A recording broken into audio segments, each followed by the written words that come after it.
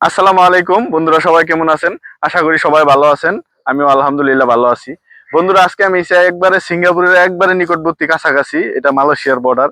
আর এখান দিয়ে দেখেন, এই যে বড় বড় যে জাহাজগুলি আছে, আর এই যে একটা পিছনে যে বড় বড় শিপগুলি দেখতে পাচ্ছেন, ওইখানে মনে হয় সিঙ্গাপুরের মালামাল লোড এবং আনলোড করে। আমার সঠিক জানা নাই, দেখতে এরকমটাই মনে হচ্ছে। ওই দিকটা একেবারেই কাছাকাছি হয়ে গেছে মালয়েশিয়ার, কারণ বালুর ভরাট করছে। এতটাই কাছে বলা চলে যে কেউ যারা ভালো একটু সাঁতার জানে, যদি বর্ডার গার্ডে না ধরতো, চাইলে সাঁতরিয়ে ওপারে চলে যাওয়া যায় ইজি। আমি আরো একটু কাছে গিয়ে আপনাদের দেখাতাম, কিন্তু অনেক রোদ, এই কারণে বালু অনেকটা গরম, আর আমার কাছে একটু ক্লান্ত লাগতেছিল, এই কারণে ওদিকে না গেলাম। দূর থেকে আপনাদের ঝুমের মাধ্যমে দেখালাম। আর ভিডিও চলাকালীন অবস্থায় আমার মাইক্রোফোনের সমস্যা হয়েছে, এই কারণে ভয়েস ওভার দিতে বাধ্য হলাম। আপনারা লক্ষ্য করলে দেখতে পারবেন, আমার ভিডিওর ভিতরে প্রায় সময় দেখা যাচ্ছে বর্ডার গার্ডরা এদিক থেকে ওদিকে যাচ্ছে, ছোটাছুটি করছে, তারা মূলত টহল দিচ্ছে। সত্যি ভালো লাগে, অনেক সুন্দর বাতাস ওই জায়গাটায়। বাতাসের কারণে এক জায়গায় দাঁড়িয়ে থাকলে অনেকটা ভালো লাগছে আমার কাছে। আর এদিক দিয়ে এই নদীতে অনেক মাছ আছে, অনেক প্রজাতির, খুবই সুস্বাদু। আমরা ধরেও এনেছিলাম বিভিন্ন প্রজাতির মাছ। আর মাছ ধরতে যাইতে এখন আমার কাছে খুবই ভালো লাগে।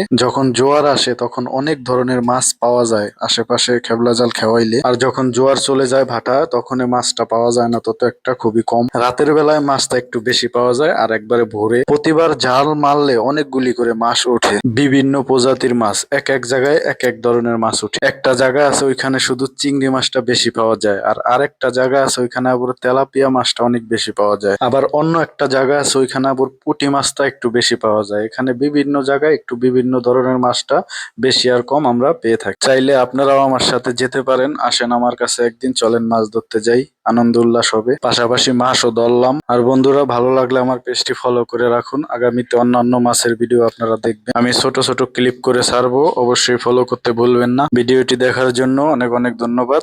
সবাই পাশে থাকবেন। আল্লাহ হাফেজ।